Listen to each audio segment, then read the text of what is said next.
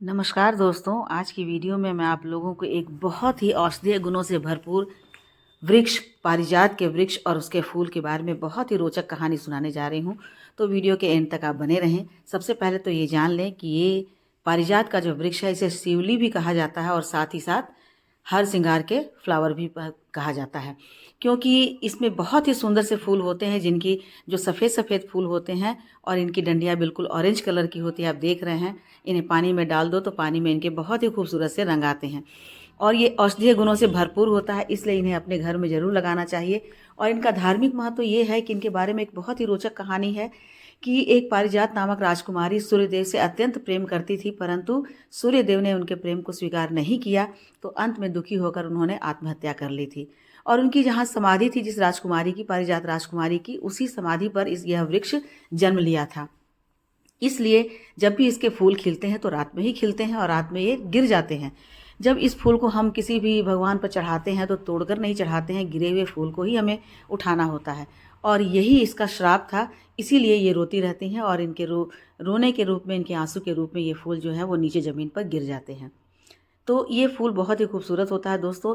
ये मेरे ground floor पर भी लगा हुआ है और मैंने इसे बीज से अपने टेरेस पर भी लगाया है। इनके बीज में, इनके देखिए बहुत सी छोटे-छोटे से इसमें फ्लावर होते हैं और गंगा दशहरा यानी कि दशहरा के समय में ये फूल खिलते हैं। दोनों दशहरा के समय में, चैत्री और कार्तिक दोनों दशहरा के, शारदीय दशहरा दोनों दशहरा के समय में इसके फूल खिलते हैं, तो ये बहुत ही ज़्यादा खूबसूरत होते हैं। दोस्तों, इस वृक्ष को आप कटिंग से भी लगा सकते हैं और इसके बीज से भी प्रोपोगेट कर सकते हैं। और कहा जाता है कि इसके पत्ते में इतने औषधीय गुण भरे होते हैं कि इनके 5 पत्तों या 7 पत्तों को उबाल कर पानी थोड़ा कम करके और यदि खाली पेट इसका सेवन करते हैं तो गठिया जैसी बीमारी आपके दूर हो जाते हैं, या जितने भी तरह के आपके जोड़ों में दर्द होते हैं या शरीर में जिस भी प्रकार के दर्द हो रहे हों या पेट की बीमारी हो, तो वो इन पत्तों के रस के सेवन से दूर हो जाते हैं। इसलिए यह औषधीय गुणों से भी भरपूर कहा जाता है। दूसरी इसके बारे में ये कहा जाता है कि इसे हम कटिंग से तो ग्रो कर ही सकते हैं, साथ ही साथ इनके बीज जो होते हैं छोटे-छोटे, सूख जाने पर उन छोटे-छोटे बीजों से भी हम इन्हें प्रोपोगेट कर सकते हैं। दोस्तों, इसके बारे में एक पौराणिक दूसरी कहानी भी है जो कृष्ण और रुक्मिणी से जुड़ी हुई है, सत्यभामा की ईर्ष्या का कारण है। एक बार नारद मुनि देवलोक से शिवली के फूल ला करके कृष्ण को दिया और कृष्ण ने इसे रुक्मिणी को दे दिया।